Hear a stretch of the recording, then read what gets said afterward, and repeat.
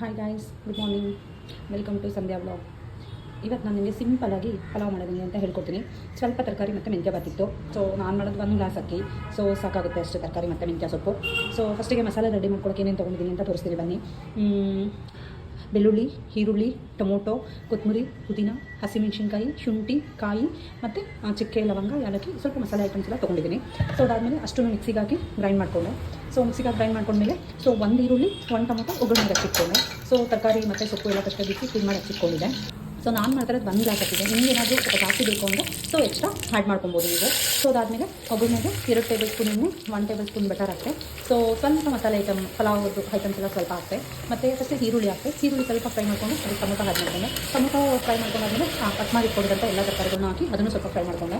So ತರಕಾರಿ fry ಆಗ್ತಿದ್ದಂಗೆ ರುಬ್ಬಿಟ್ಕೊಂಡಿರೋಂಥ ಮಸಾಲೆ ಎಲ್ಲ ಹಾಕಿ ಸ್ವಲ್ಪ ಹಸಿ ಸ್ಮೆಲ್ ಹೋಗೋವರೆಗೂ ಮಸಾಲೆನೆಲ್ಲ ಫ್ರೈ ಮಾಡ್ಕೊಂಡೆ. ಅದಾದಮೇಲೆ ರುಚಿಗೆ ತಕ್ಕಷ್ಟು ಉಪ್ಪು ಹಾಕ್ಕೊಂಡೆ. ಅದಾದಮೇಲೆ ಸ್ವಲ್ಪ ಗರಂ